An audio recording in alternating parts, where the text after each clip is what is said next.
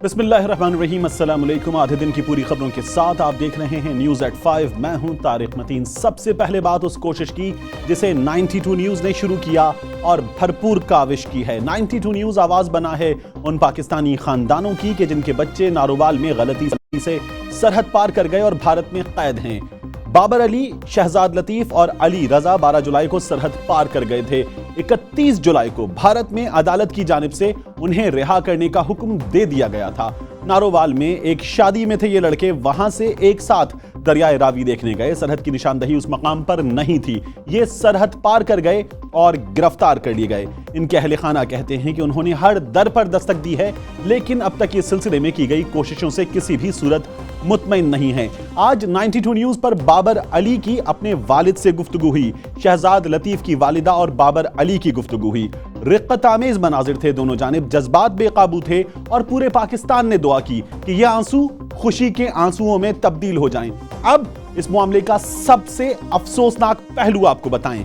हमने कोशिश की कि इस मामले पर भारत में पाकिस्तानी हाई कमिश्नर अब्दुल बासित साहब से राब्ता किया जाए। ये आंसू, ये दुख, ये दर्द उन तक पहुंचाया जाए। वो हफ्तावार तातील और कुछ मसरूफियात की बिना पर हमें दस्तयाब नहीं थे।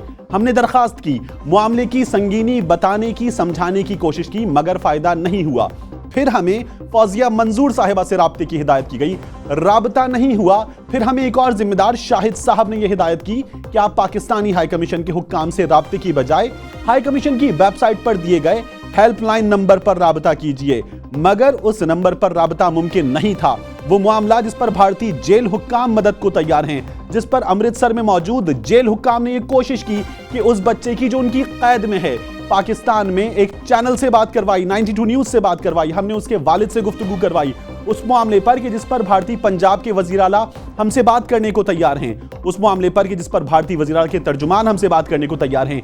हमारे दफ्तर खारिजा का रवैया जो है वो ये है कि उन्होंने 23 सितंबर को एक खत लिखा था बाबर अली के वालिद को और बताया था कि कोशिश की जा रही है। भारत की वजारत खारिजा को लिख दिया है। उस मामले पर पाकिस्तान के हाई कमीशन का रवैया हमारे सामने है। ये रवैया किसी भी सूरत इत्मीनान बख्श करार नहीं दिया जा सकता।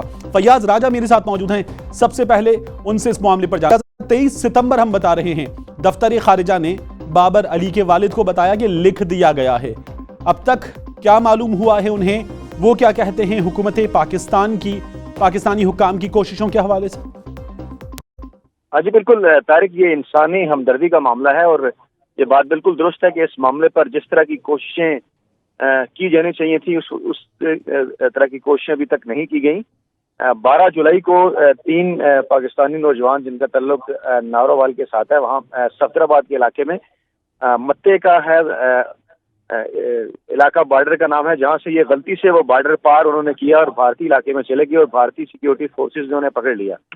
उसके बाद जो है उनसे तफ्तीश होती है और भारतीय अदालत की से भी उन्हें बेगुनाह करार दे दिया जाता है। लेकिन अभी तक 7 माह गुजरने के बावजूद वो वापस पाकिस्तान नहीं पहुंच सके। जो कोशिशें होती हैं पाकिस्तानी हुकाम की जानिब से वो ये कि 23 सितंबर को एक खत जो है वो लिखा जाता है, जिसको लिखे हुए भी अब जो है वो 4-5 माह गुजर चुके, लेकिन ताहाल अभी तक जो है वो तीनों नौजवान जिनकी उम्रें बिलतरतीब 14, 16 और 20 साल हैं वो वापस पाकिस्तान नहीं आए। 92 न्यूज़ ने आज दोबारा एक दफ़ा इस मामले को फिर उठाया और दफ्तर खारजा में भी इस हवाले से बात की और वहाँ से यही बताया गया कि गुज़श्ता हफ्ते एक मरतबा फिर जो है वो जो पाकिस्तानी हाई कमीशन है दिल्ली के अंदर, उन्हें ये कहा गया कि वो इस मामले को फॉलो करे और भारतीय हुकाम से रब्ता करे। जो अब तक की तफसीलात हासिल हुई हैं वो यही हैं कि जो उन बच्चों के पेपर है, जो कागजात हैं, पासपोर्ट और जो दीगर चीजें, चार जो जिम्मेदारान हैं हाई कमीशन में, उनसे बात हुई। उनको मुझे ये खबर तवारीख के साथ लिखवानी पड़ी कि किस डेट को क्या कुछ हुआ था, अब तक क्या कुछ हुआ है। उनमें से 2 बहुत अहम इस मामले को देखने वाले मुताल्लिका जिम्मेदार हैं, उन्हें खबर तक नहीं थी। जी बिल्कुल ऐसा ही है और इस मामले को उस तरह संजीदगी से नहीं लिया गया जितनी संजीदगी से दुनिया में कोई भी कौम जो है वो अपने शहरियों के हवाले से लेती है। और ये जो 3 लड़के हैं, अगर इनके हवाले से कोशिश की जाती तो मेरे साथ ही रहेगा भारतीय पंजाब के वज़ीर आला प्रकाश सिंह बादल के मुशीर इस वक्त मेरे साथ मौजूद हैं, हरचरण बैंस साहब। बैंस साहब, बहुत शुक्रिया आपके वक्त का। हमने आपसे बात की थी और कहा था कि हम बादल जी से भी बात करना चाहेंगे। آپ کی حکومت مقامی سطح پر اس سلسلے میں ہر تعاون کے لیے تیار ہے سر؟ دیکھیے، سب سے پہلی بات تو میں یہ کہنا چاہتا ہوں آپ کے ذریعے سے پاکستان کے عوام کو کہ بچے ان کے ہیں یا ہمارے ہیں، یہ ایک ہی بات ہے. ہمارا جو ایٹیچیوڈ رہے گا وہ پورا ہمدردی والا رہے گا. اور یہ ایسے ہو جاتا ہے کئی بار کہ بارڈر کراس ہو جاتے ہیں، ہماری طرف سے بھی ہو جاتے ہیں، آپ کی طرف سے بھی ہو جاتے ہیں. ان مسئلوں کو حل کرنے کے لیے جب تک ہم جو ہمارا اپروچ ہے اس کو ہم ہیومن رکھیں گے، ہیومینیٹیرین رکھیں گے، تو وہ اچھا رہے گا دونوں ملکوں کے لیے. تو اس میں یہ ہے کہ ہم چاہتے ہیں کہ گورنمنٹ آف انڈیا اور گورنمنٹ آف پاکستان جو ہے اس کی جو نیسیسری فارمیلٹیز ہیں ان کو جلد سے جلد ٹھیک کر لیں. اس کا جو آئیڈینٹیفیکیشن کا ہوتا ہے، سرٹیفکیشن کا ہوتا ہے، وہ یعنی کہ کچھ طریقہ کار ہوتے ہیں جن کو پورا کرنا ہوتا ہے، وہ دونوں ایمبیسی نے کرنی ہوتی ہیں. تو ہم خود یہ چاہتے ہیں، پنجاب سرکار جو ہے وہ یہ چاہتی ہے کہ پاکستان کی ایمبیسی اور بھارت کی ایمبیسی یہ آپس میں مل بیٹھ کر جو اس کا طریقہ کار کے حساب سے جو فارمیلٹیز چاہیے ان کو پورا کر دیں اور جلد سے جلد یہ مسئلہ حل ہو اور بچے اپنے گھر جائیں. ارجن بینس جی، بہت شکریہ آپ کا. فیاض راجہ صاحب، وہ رویہ ہے جو ہمیں سرحد کے اس پار سے ملا ہے، لیکن اس پار جو پاکستانی ہائی کمیشن ہے وہاں سے اب تک ہم مختلف حکام سے رابطے کی کوشش کرتے رہے ہیں. یہ رابطہ بے سود رہا ہے. اگر رابطہ ہوا بھی ہے تو ہفتہ وار تعطیل کے بارے میں بتایا گیا ہے. اگر رابطہ ہوا بھی ہے تو ہمیں یہ بتایا گیا ہے کہ ہیلپ لائن پر رابطہ کیجئے، اور ہیلپ لائن پر رابطہ کرنے پر ہمیں ہندی زبان میں ریکارڈڈ میسج ملا ہے کہ سمپر ممکن نہیں ہے. فیاض راجہ، آپ بتا رہے تھے کہ اب تک جو کوششیں کی گئی ہیں ان کے حوالے سے ان کا خاندان خود کیا کہتا ہے؟ جی فیاض، مجھے بتائیے گا ان کا خاندان خود کیا کہتا ہے؟ اب تک پاکستانی حکام کی ان کوششوں سے کسی طرح سے بھی مطمئن نظر آتے ہیں یہ افراد؟ جی بالکل، جو 90 نیوز سے جو ان کی بات ہوئی اور ان کے والدین کی، ان کا تو یہی کہنا ہے کہ وہ خاصی حد تک جو ہے وہ اپنی کوششیں کر چکے ہیں، اور پاکستانی وزارت خارجہ اور وزارت داخلہ دونوں کے ساتھ ان کا رابطہ ہے اور انہوں نے اپنی کوششیں کی ہیں، اور وہ مطمئن نہیں ہے. ان کا یہ کہنا ہے کہ اگر حکومت کی جانب سے بر وقت جو ہے وہ کارروائی کی جاتی، تیز تر اقدامات کیے جاتے، تو آج جو ان کے بچے ہیں وہ ان کے پاس ہوتے. یہ کوئی ایسا اتنا لمبا معاملہ نہیں تھا کہ جس کے لیے 7 ماہ لگ جائیں، کیونکہ دونوں جانب سے اس قسم کے واقعات جو ہیں وہ ہوتے رہتے ہیں. وہاں پہ بات کے اوپر کوئی انڈیسائیڈڈ ہے، کوئی واضح نہیں ہے. وہاں سے بعض اوقات پاکستانی بھی جو ہے وہ بارڈر کراس کر کے بھارت چلے جاتے ہیں اور بھارتی بھی یہاں آتے جاتے رہتے ہیں. اور اس معاملے کو اگر ہیومینیٹیرین گراؤنڈ کے اوپر ہی لیا جاتا اور خاص طور پہ جو پروسیجر ہے اس کے اندر جو کاغذی کاروائیاں ہیں اور جو دیگر چیزیں ہیں اس کو جو ہے وہ اگر سہولت دی جاتی، اس کو کم سے کم عرصے میں اس کو مکمل کیا جاتا، تو یہ معاملہ اتنا لمبا نہ چلتا. تاہم اب تک ان کا یہی کہنا ہے کہ یہ جو 7 ماہ گزر گئے، لیکن اس دوران انہوں نے اپنی کوششیں جو ہیں وہ کی. فیاض صاحب، مجھے ایک چیز اور بتائیے، بابر علی کے والد کیا کہتے ہیں؟ یہ کوشش ان تک پہنچ گئی، دفتر خارجہ کی جانب سے بتا دیا گیا کہ بھارت میں وزارت خارجہ کے حکام کو لکھ دیا گیا ہے. کیا ان سے مانگی گئیں کچھ شناختی دستاویزات ان کے بچوں کی، تاکہ ان کی بنا پر پاکستانی ہائی کمیشن کو نئی دلی میں بتایا جائے اور وہ معلومات نئی دلی میں پاکستانی ہائی کمیشن پھر ان کو لے کر کاؤنسلر ایکسس مانگے؟ فارملی کچھ ہوا ہے یا بتا دیا گیا کہ لکھ دیا ہے ہم نے؟ جی، اس حوالے سے جو کاؤنسلر ایکسس ہے وہ جو ہے وہ دی جا چکی ہے اور وہ ستمبر میں دی گئی تھی.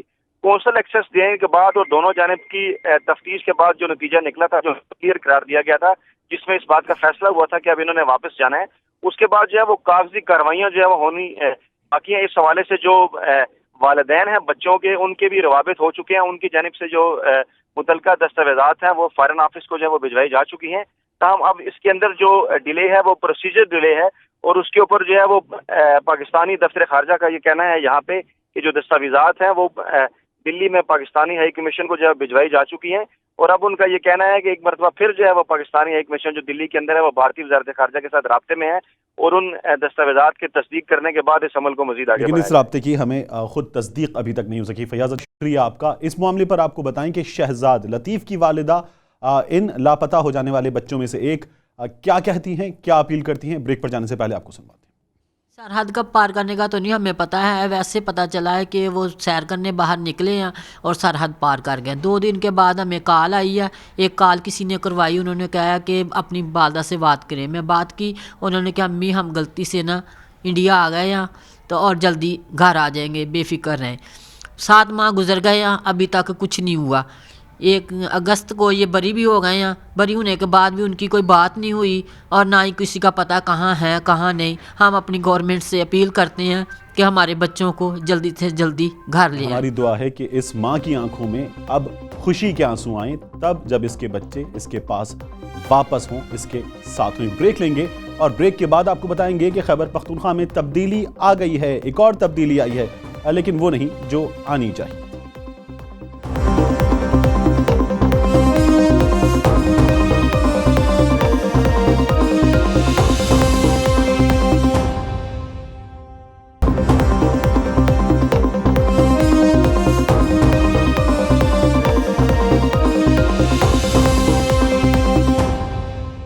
Welcome back to news at 5। तब्दीली आ गई है। खैबर पख्तूनख्वा की 4 जामियात में वाइस चांसलर्स की गैर कानूनी तैनाती का इंकशाफ हुआ है। खैबर पख्तूनख्वा हुकूमत ने रजिस्ट्रार्स को वाइस चांसलर्स का चार्ज देकर कवानीन की खिलाफ वर्जी कर दी है। यूनिवर्सिटी एक्ट के तहत प्रो वाइस चांसलर ही को कायम मकाम वाइस चांसलर तैनात किया जा सकता है। ताहम खैबर पख्तूनख्वा हुकूमत ने मलाकंड, पिशावर, बाचाखान और सवाबी यूनिवर्सिटी में रजिस्ट्रार्स को वाइस चांसलर्स की इजाफी जिम्मेदारियां देने का एलामिया जारी करके यूनिवर्सिटी एक्ट की शेख 12A की खिलाफ वर्जी की है। असातिज़ा की नुमाइंदा तंजीमों प्यूटा और फप्पासा ने वाइस चांसलर्स की तैनाती को गैर कानूनी करार देते हुए हुकूमती फैसले को यकसर मुस्तरद कर दिया है। इस सिलसिले में सबसे पहले जानेंगे, मेरे साथ मौजूद हैं 90 टावर के ब्यूरो चीफ मुमताज बंगट साहब। बंगट साहब, बहुत शुक्रिया आपके वक्त का। ये बताइए, क्या कहते हैं हुक्काम, वजारत तालीम क्या कहती है, क्यों किया गया है ये अमल? जी बिल्कुल, असल में महकमा हायर एजुकेशन की जानिब से तो ये जवाज़ फराहम किया जा रहा है कि चूँकि इन यूनिवर्सिटीज़ में प्रो वाइस चांसलर मौजूद ही नहीं थे और जो खैबर पख्तूनख्वा यूनिवर्सिटीज़ एक्ट 2016 है उसमें ये शिक है 12A(1)(2)(3), उसमें ये वाज़ेह तौर पर लिखा गया है कि कोई भी वाइस चांसलर अगर तब्दील होता है, कायम मकाम वाइस चांसलर बनाना है, तो जो प्रो वाइस चांसलर होता है उसी को वाइस चांसलर ही बनाना होगा। लेकिन मसला ये है कि इन यूनिवर्सिटीज़ में इस एक्ट के इम्प्लीमेंटेशन के बावजूद ताहाल जो प्रो वाइस चांसलर है उसकी तैनाती नहीं हो सकी है। उसकी तैनाती की भी बहुत सारी वजूहात हैं, लेकिन महकमा तालीम का कहना यह है कि चूँकि प्रो वाइस चांसलर मौजूद ही नहीं, इसलिए उन्होंने रजिस्ट्रार को वाइस चांसलर की जिम्मेदारियाँ सौंपी है। अब जो वहाँ की टीचिंग कम्युनिटी है यूनिवर्सिटीज़ की और जो आम लोग हैं वो ये कह रहे हैं कि इस एक्ट की खिलाफ वर्जी इसलिए हो रही है कि प्रो वाइस चांसलर जो होता है उसको इसलिए वाइस चांसलर बनाते हैं कि वो टीचिंग कैडर से होता है और वो समझता है कि यूनिवर्सिटी को कैसे चलाया जाए। एक रजिस्ट्रार जो है वो सिंपली एक एडमिनिस्ट्रेटिव पोस्ट है। वो खैबर पख्तूनख्वा की तारीख में किसी पब्लिक सेक्टर यूनिवर्सिटी में किसी रजिस्ट्रार को अभी तक ये जिम्मेदारी नहीं दी गई है। दूसरी बात यह है कि उनकी क्वालिफिकेशन इस कदर जरूरी नहीं है कि वो इतने क्वालिफाइड हो कि वो वाइस चांसलर के ओहदे तक पहुंच सके। जो प्रो वाइस चांसलर होता है वो अमूमन डीन्स होते हैं, वो प्रोफेसर होते हैं, डॉक्टर्स होते हैं, क्योंकि वो ये समझते हैं और यूनिवर्सिटी को चला सकते हैं, तो इसलिए उन्हीं को ये इजाफी चार्ज दिया जाता है। तो इस लिहाज से इस वक्त मेरे साथ मुश्ताक गनी साहब मौजूद हैं, तहरीक इंसाफ के रहनुमा और हुकूमत की तर्जुमानी करते हैं। मुश्ताक गनी साहब, फरमाइए, 4 जामियात रजिस्ट्रार्स को वाइस चांसलर्स बना दिया गया है, क्यों? देखिए, इस वजह से है कि हमने ये प्रोसीजर पहले से स्टार्ट किया हुआ है वाइस चांसलर की सिलेक्शन का, और इसमें काफी लंबा चौड़ा काम होता है। बहुत से लोग अप्लाई करते हैं और फिर इसमें एलिजिबिलिटी क्राइटेरिया के ऊपर अभी डिपार्टमेंट काम कर रहा था। जो एलिजिबल कैंडिडेट्स हैं उनको हमने अलग कर लिया है, लेकिन जो एलिजिबल नहीं है वो जाके अदालतों में खड़े हो जाते हैं। हमने उन सबको लेटर लिखे और ईमेल भेजे कि आप इस वजह से एलिजिबल नहीं है, इफ यू फील कि यू आर एलिजिबल तो कांटेक्ट करके हमें बताएं, ताकि बाद में कोई लिटिगेशन में न पड़े। एनी हाउ, ये सारे प्रोसीजर हो गए हैं और इंशाल्लाह अभी शॉर्ट लिस्टिंग के मराइल में हम और अगले 1-2 वीक में हम परमानेंट वाइस चांसलर ले आएंगे। मुश्ताक अली साहब, ये वाइस चांसलर, ये आप मुस्तकिल वाइस चांसलर की बात कर रहे हैं? जी तारिक, ये मुश्ताक अली साहब गालिबन ये जो मुस्तकिल वाइस चांसलर की तैनाती की बात कर रहे हैं, असल जो मसला है वो ये है, वो रजिस्ट्रार का है। रजिस्ट्रार को इन्होंने कैसे वाइस चांसलर की मतलब उसका चार्ज दे दिया और उसको वाइस चांसलर बना दिया? वो तो वहाँ डीन्स मौजूद हैं, अगर प्रो वाइस चांसलर नहीं है, वो फैकल्टीज वहाँ ठीक ठाक प्रोफेसर मौजूद हैं, तो उनमें से भी किसी की तैनाती हो सकती थी। देखें, ये एक टेम्परेरी अरेंजमेंट है फॉर फ्यू डेज, और इसी दौरान उनका प्रो वाइस चांसलर आ जाएगा। वो समरी ऑन द वे है। मुश्ताक साहब, आपको अंदाजा है कि फप्पासा, پیوٹا جو اساتذہ کی نمائندہ تنظیمیں ہیں انہوں نے اسے مسترد کر دیا ہے، اور ساتھ ہی ان کا یہ کہنا ہے کہ یہ آپ لوگوں نے اس لیے کیا ہے کہ آپ کے وزراء، آپ کے اراکین اسمبلی جب اپنی منمانی خواہشیں پوری کروانا چاہیں گے تو رجسٹرارز جو بہت جونیئر ہیں، جو متعلقہ آفیسرز بھی نہیں ہیں، ان سے یہ سب پورا کروانا بڑا آسان ہوگا۔ دیکھیں، نہ تو کوئی اپنی منمانی ہمارے دور حکومت میں پوری کروا سکتا ہے، اور نہ رجسٹرار یا وائس چانسلر کسی کی بات سنتے ہیں غیر قانونی، اور اگر کوئی سنے گا تو ہی ول فیس دا میوزک، وہ تو وہاں وائس چانسلر ہو یا رجسٹرار ہو، کوئی بھی ہو۔ وہ تو بعد کا مرحلہ ہے نا مشتاق غنی صاحب، یہ یونیورسٹی ایکٹ کی شق 12A کی خلاف ورزی ہے سیدھی سیدھی۔ بات یہ ہے کہ اس وقت ایک ایمرجنسی کی سچویشن تھی اور پرو وائس چانسلر ان یونیورسٹیوں میں موجود نہیں تھے، اور پرو وائس چانسلر کی سمری جو ہے آن دا وے ہے، ان 3-4 یونیورسٹیز کی اگلے 2-4-5 دنوں میں وہ بھی اپروو ہو جائیں گی اور پرو وائس چانسلر آ جائیں گے۔ لیکن کیا آپ یہ کہنا چاہ رہے ہیں کہ ایمرجنسی سچویشن میں جو لیگل پروویژنز ہیں ان کو سامنے نہیں رکھیں گے آپ؟ جی، یہ ایگزیکٹو آرڈرز کے تحت کیا گیا ہے، اور ان کو صرف کچھ 4-5-6 دنوں کے لیے کیا گیا ہے تاکہ بی سی اوپر سے اٹھ گیا، اور ایک دم سے چونکہ وہاں پرو وائس چانسلر موجود نہیں ہے تو registrar of all these 4 universities جو ہیں ان کو چارج دیا گیا ہے کہ آپ صرف لک آفٹر کریں، اور ود ان 4-5 days ہم پرو وی سی لے آئیں گے، اور پھر 2 ہفتے کے اندر وی سی بھی لے آئیں گے۔ ٹھیک، اور آپ یہ کہہ رہے ہیں کہ تب تک یہ معاملات جو ہیں اگر یہ رجسٹرارز کے انڈر چلیں گے تو اس میں کوئی قباحت نہیں ہے؟ اس میں بات یہ ہے کہ اب رجسٹرار بھی نہ ہو تو ہم کس کو چارج دیں؟ فار دا ٹائم بینگ ہم نے رجسٹرار کو چارج دیا، اور یہ میں نے جیسے عرض کیا کہ سمریز جو ہے آن دا وے ہیں، اور یہ اگلے 5-6 دنوں کے اندر انشاءاللہ اپروو ہو جائیں گے۔ طارق، میں عرض کروں؟ جی بنگش صاحب پوچھیے، آپ کچھ پوچھنا چاہ رہے ہیں؟ مشتاق غنی صاحب، ممتاز بنگش صاحب کچھ پوچھنا چاہ رہے ہیں آپ سے۔ بات یہ ہے مشتاق غنی صاحب کہ جس طرح آپ لوگوں نے ایک نوٹیفیکیشن کے تحت رجسٹرار کو یہ ذمہ داریاں سونپی ہیں، اس طرح آپ ٹھیک ہے، وہ جو پروسیجر ہے وائس چانسلر کی تعیناتی کا وہ ایک لمبا چوڑا پروسیجر ہے، سرچ کمیٹی ہے، اس پہ باقاعدہ طور پہ اشتہارات دیے گئے ہیں، وہ تو ٹھیک ہے، وہ تو لمبا پروسیجر ہے، لیکن جو پرو وائس چانسلر کی تعیناتی ہے وہ تو 3 نام آپ کو بھیج دیتے ہیں، ان میں سے آپ کسی کی تعیناتی کرتے ہیں، جس طرح سے یہی نوٹیفیکیشن ہو گیا اس طرح سے اس کو بھی نوٹیفائی کر سکتے تھے، پرو وائس چانسلر کو تعینات کر کے سمپلی ان کو وائس چانسلر کی ذمہ داریاں دی جا سکتی تھی۔ اب یہ جو وائس چانسلر گئے ہیں، جن کو جو یونیورسٹی چھوڑ کے چلے گئے ہیں، جن کی مدت پوری ہو گئی ہے، یہ راتوں رات نہیں ہوئی، یہ تو پہلے سے ان کا پتہ تھا کہ یہ وائس چانسلر جائیں گے، تو اس سے پہلے جو پرو وائس چانسلر ہے ان کی تعیناتی کیوں نہیں ہوئی؟ وہ تو اتنا لمبا پروسیجر نہیں ہے۔ اور یہ بھی ساتھ میں مشتاق غنی صاحب بتائیے گا کہ یہ وہ لوگ بھی ہیں ان میں کہ جو لمبے عرصے سے ایکسٹینشنز لے رہے تھے، وہ ایکسٹینشنز بھی آپ ہی لوگ دے رہے تھے؟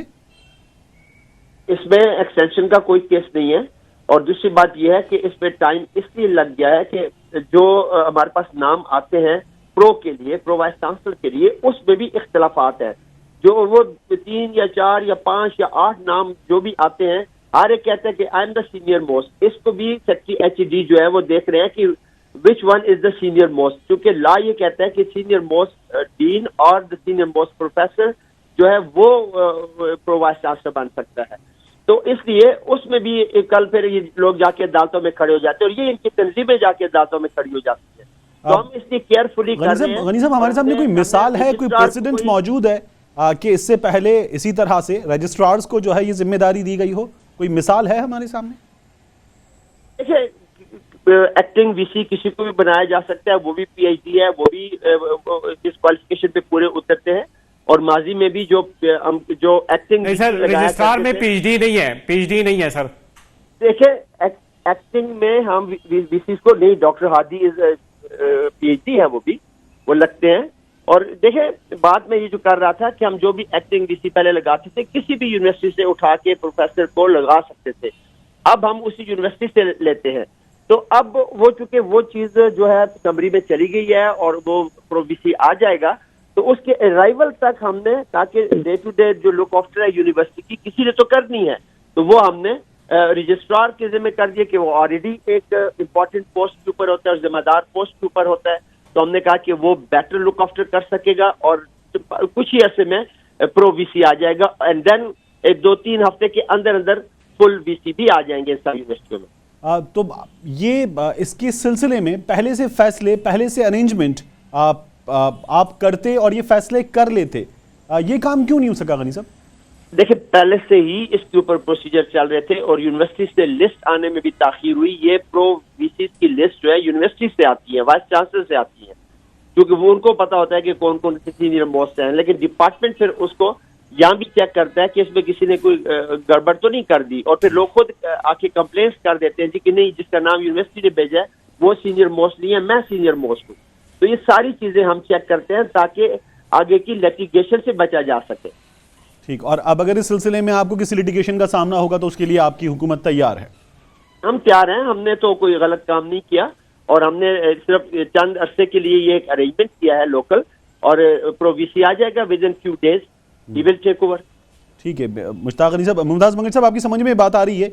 ये इस सिलसिले में लिटिगेशन के लिए तैयार हैं, लेकिन अगर जो ये अरेंजमेंट कर देते ले आते तो उस सिलसिले में लिटिगेशन के लिए तैयार नहीं थे।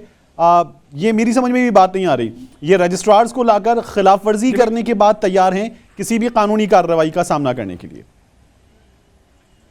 जी बिल्कुल तारिक, दरअसल बात यह है कि रजिस्ट्रार में से ज्यादातर जो ऑफिसर्स हैं उनका ताल्लुक दरअसल अगर यूं हम कह दें, बल्कि ये हकीकत भी है कि उनमें से चंद लोग ऐसे हैं कि जो क्लर्क भर्ती हुए वो फिर बाद में उनकी प्रमोशन हुई, जिस तरह एडमिनिस्ट्रेटिव पोस्ट भी होती है, और फिर उसी को वाइस चांसलर बनाना बेशक थोड़े अरसे के लिए हो, लेकिन क्यों ना किसी फैकल्टीज में से किसी डॉक्टर को जो टीचिंग कैडर से ताल्लुक रखता है उसको अगर प्रोफेसर बनाया जाता तो कम से कम ये बात दुरुस्त बेशक अगर आपके पास जी गनी ये साहब, बात दुरुस्त नहीं है।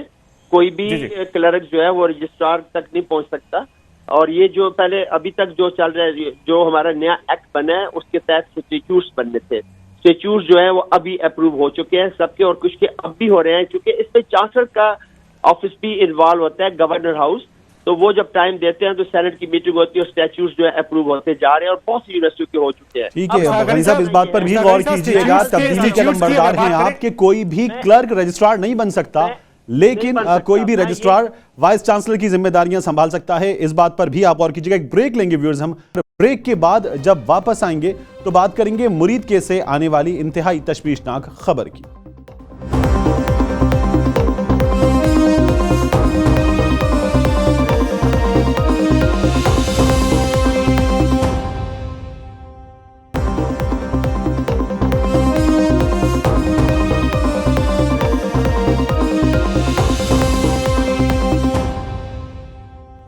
Welcome back. फैसलाबाद में कपड़े की सनत बड़े खतरे से दो चार है। धागे की तरसील में मसनूई किल्लत के बायस कीमतें आसमान से बातें करने लगी हैं।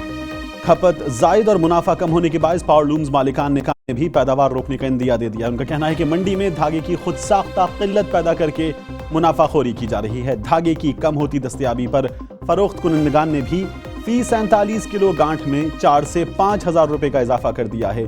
पावर लूम्स मालिकान का कहना है कि इतना महंगा धागा खरीद कर सस्ता कपड़ा नहीं बना सकते। मौजूदा हालात पैदा होने से कपड़े के पैदावारी अहदाफ का हुसूल भी खटाई में पड़ता नजर आ रहा है।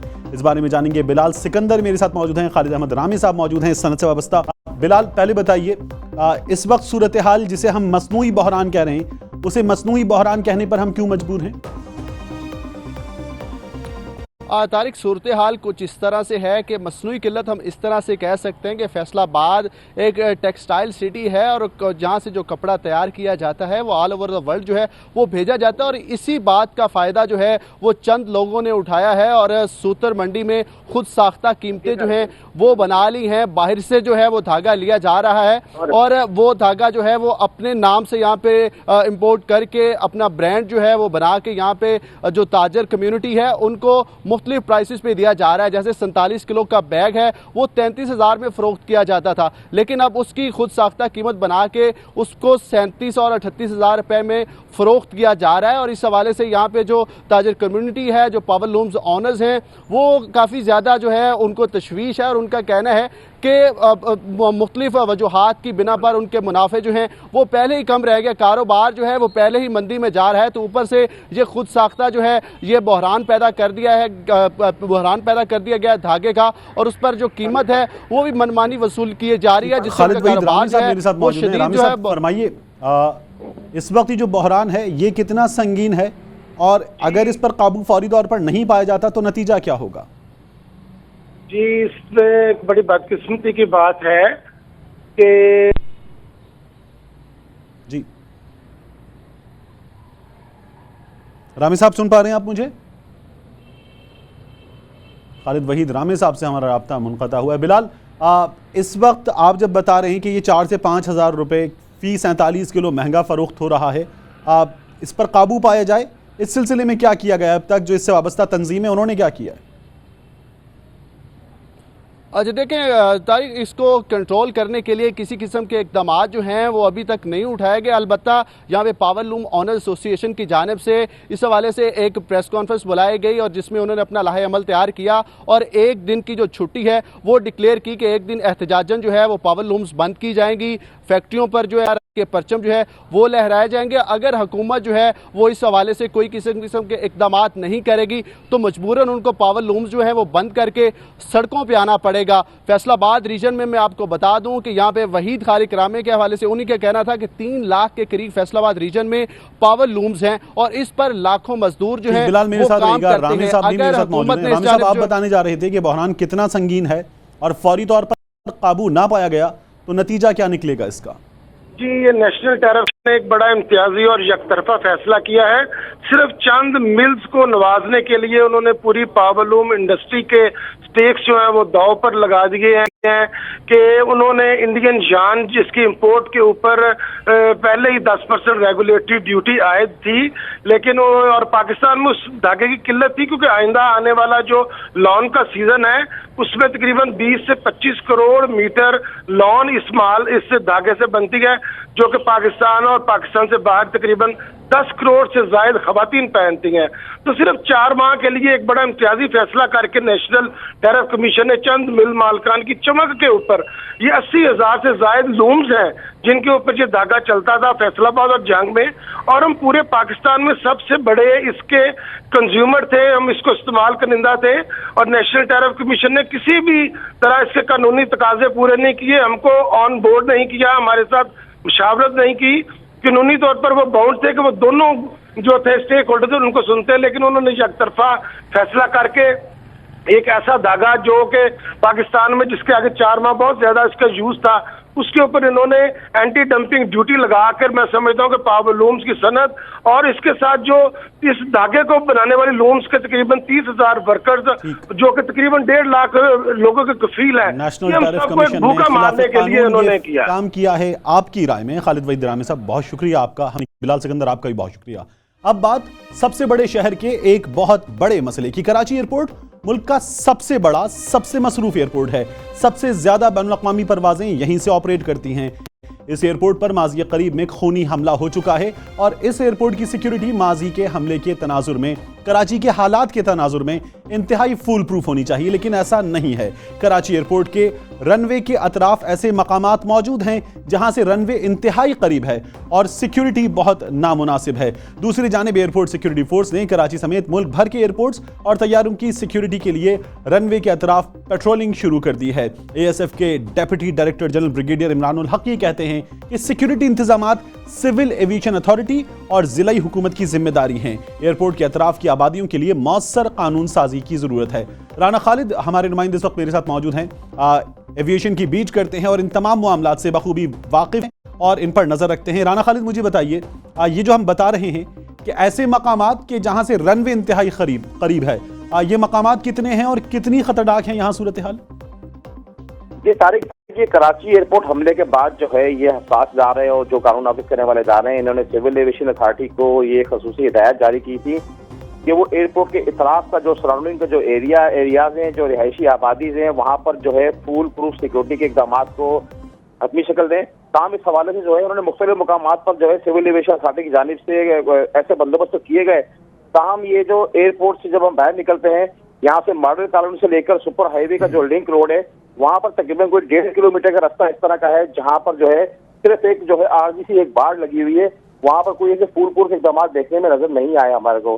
तो इस हवाले जब हमने सिविल एविएशन अथॉरिटी से बात की तो उनका ये कहना था कि इस तरह के जो हमने जो एयरपोर्ट में इकदाम किए हैं सिक्योरिटी के, ये आलमी मयार के मुताबिक है।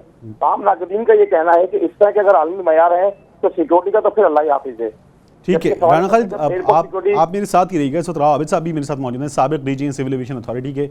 राव साहब बहुत शुक्रिया आपके वक्त का। फरमाइए सर, ये सिचुएशन बहुत सीरियस है।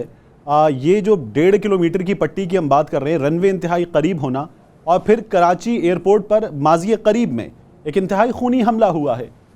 ان حالات میں کتنی سیریس ہے یہ سچویشن؟ دیکھیے یہ جو سیکیورٹی سچویشن پاکستان میں پچھلے 15 سال میں ہوئی ہے ایسے پہلے کبھی نہیں تھی. ورنہ جب بھی ایئر فیلڈز بنتی تھیں تو ان کے گرد کیٹل فینسنگ ہوا کرتی تھی تاکہ سٹرے اینیملز نہ آئیں اور دوسرا ایک باؤنڈری کا بھی تعین رہے, کوئی اس کے نزدیک نہ آئے. پھر آپ کے یہاں چونکہ ٹاؤن پلاننگ نامی کوئی چیز ہے نہیں, ہر شخص کی کوشش یہ ہوتی ہے کہ جی وہ ایئرپورٹ کے, ریلوے اسٹیشن کے, بس سٹاپ کے نزدیک ترین آ کے اپنا گھر بنائے. اس کی کلاسک مثال اگر آپ دیکھیں تو وہ چکلالہ کا پریزنٹ بے نظیر انٹرنیشنل ایئرپورٹ ہے. وہاں پہ جہاز ٹیک آف کرتا ہے اور سامنے سیٹلائٹ ٹاؤن ہے ایک طرف پہ, دوسری طرف اور بے تحاشا مشروم گروتھ ہوئی ہے ان ٹاؤن شپس کی چھوٹی چھوٹی. یہ جب نیا پنڈی کا ایئرپورٹ بن رہا تھا, جو نیا بڑا اسلام آباد انٹرنیشنل ایئرپورٹ بن رہا ہے, تو اس وقت سے سول ایویشن کہتی رہی فیڈرل گورنمنٹ کو کہ اس کو آپ فیڈرل ٹیریٹری میں شامل کر دیں. ICT کہتے ہیں, اسلام آباد کیپٹل ٹیریٹریز, تاکہ یہاں پہ یہ 5 مرلے والی بے شمار ہاؤسنگ سکیمز نہ بنے. بہرحال گورنمنٹ نے میرا خیال 15 سال کے بعد اس پہ ریئیکٹ کیا ہے. اب غور کر رہے ہیں کہ اس کو شامل کیا جائے تاکہ ایئرپورٹ کے آس پاس کا ایریا کلین رہے.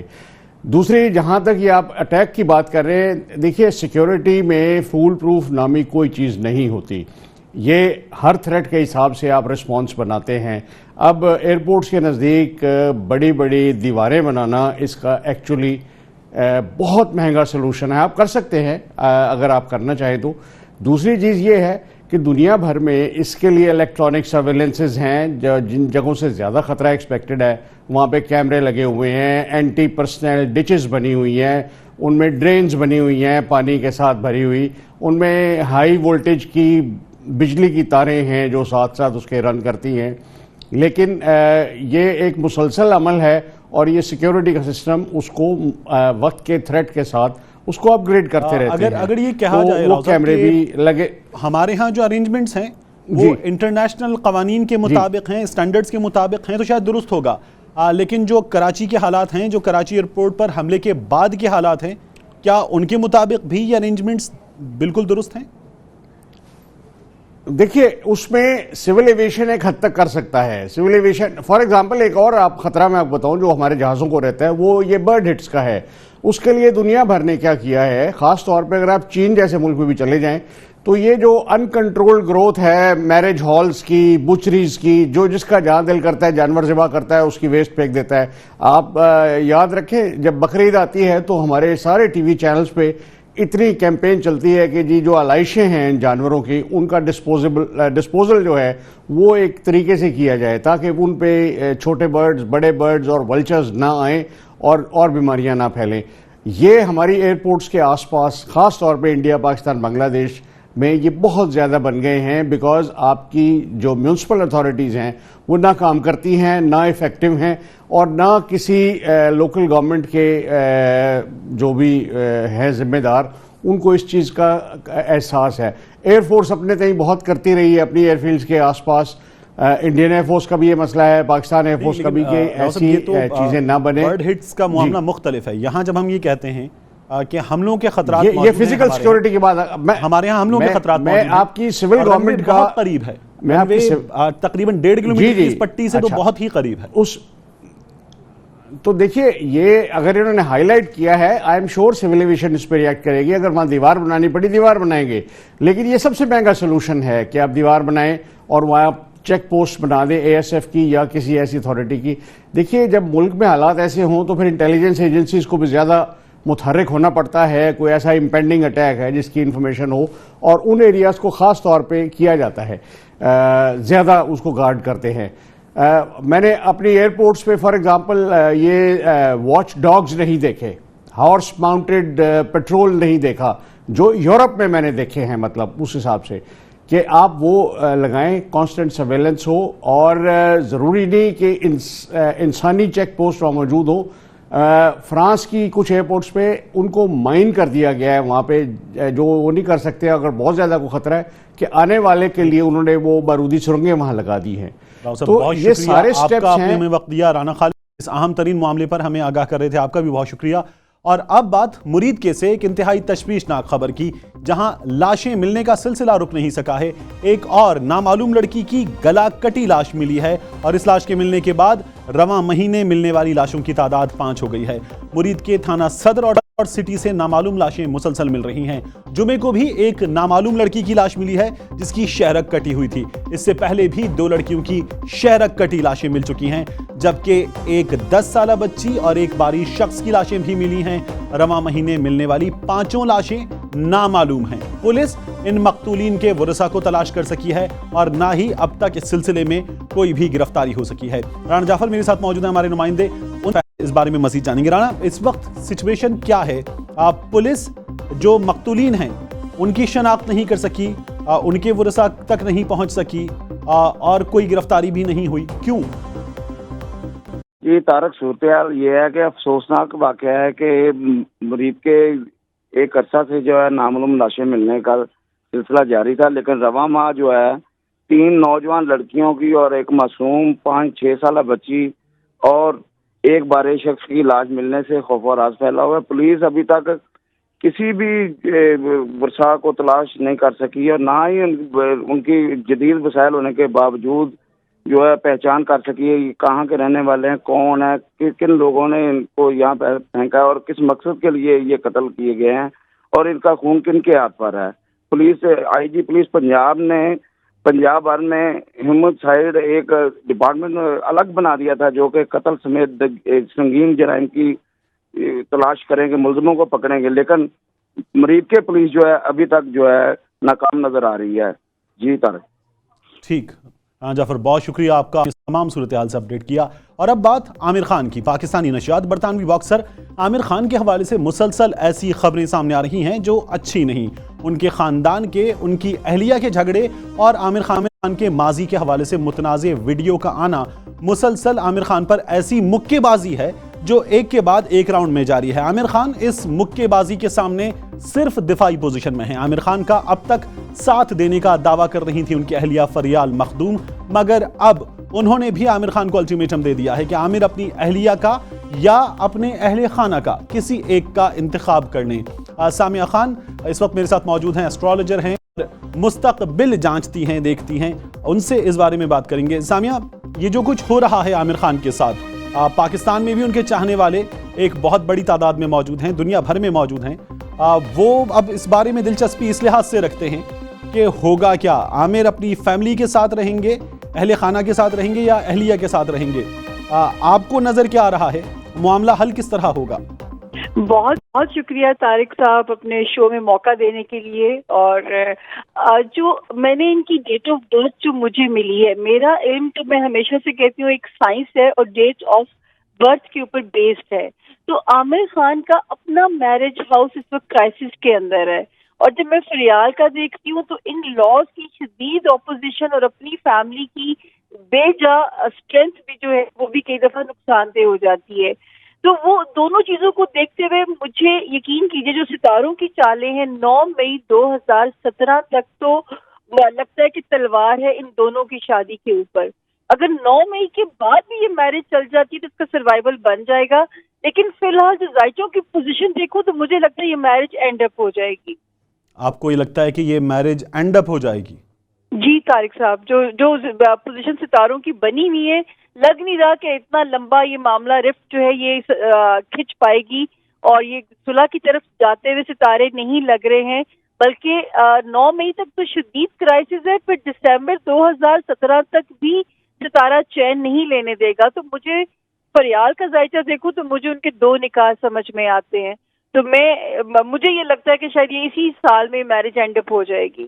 تو یہ تو جو ممکنہ طور پر خبر آ رہی ہے، نظر آ رہا ہے، وہ تو ایک بری خبر ہے۔ ایسا کیا ہو سکتا ہے اگر آپ مستقبل کو دیکھیں؟ ہم یہ جاننا چاہتے ہیں ہمیشہ جب اپنے مستقبل کی بھی بات کریں کہ ایسا کیا جائے کہ یہ جو خطرہ ہے ٹل جائے۔ ان کی زندگی سے خطرہ اگر کسی طرح سے ٹل سکے گا، یہ بری خبر کسی طرح سے اگر ہمارے سامنے نہیں آئے گی تو ایسی کوئی صورت ہے؟ یہ بہت ویلڈ کوشچن ہے آپ کا۔ دیکھیں، جب برا ٹائم ستاروں کا چل رہا ہوتا ہے تو اس وقت میں جیسے میرے پاس ایک کلائنٹ آیا تو میں اس کو یہی مشورہ دوں گی کہ اگر اپنے رشتے کو بچانا چاہتے ہو تو اس وقت رشتوں کو اسپیس دے دیجیے اور بے جا کنٹروورسی میں مت پڑیے یا بے جا اپنے آپ کو مزید آرگومنٹس میں مت الجھائیے، کیونکہ برا ٹائم ہے یہ میرج کے لیے، اس وقت کرائسس والا ٹائم ہے، اور عامر کا اپنا ذائقہ شدید کرائسس کا شکار ہوا ہے، تو وہ اس وقت کو اگر وہ جتنا ڈریگ کریں گے معاملے کو، اور یہ 2 تاریخیں اسپیشلی اگر 9 مئی گزر جائے گی تو اس میرج پہ سے 80% خطرہ جو ہے وہ ختم ہو جاتا ہے ٹوٹنے کا۔ ٹھیک، اور یہ بھی بتائیے کہ جب ہم یہ کہتے ہیں کہ اس کے ٹوٹنے کا خطرہ ہے تو عامر خان کی زندگی میں کیا ہم دوبارہ دیکھیں گے کہ وہ ایک شادی شدہ زندگی دوبارہ گزاریں گے؟ میرا خیال ہے کہ اگر ایسا ہوتا تو 2018 کے اینڈ پہ ہی عامر خان کی زندگی میں دوسری کوئی نئی خبر بنتی ہے، کیونکہ 2018 سے ان کو کمپنسیشن مل جائے گا اس میرج کا جو کرائسس وہ اس وقت سفر کر رہے ہیں۔ ٹھیک ہے سامیہ خان، بہت شکریہ آپ کا، آپ نے ہمیں وقت دیا۔ آج نیوز ایٹ 5 سے اتنا ہی، اب حاضر ہوں گے پیر کو آدھے دن کی پوری خبروں کے ساتھ۔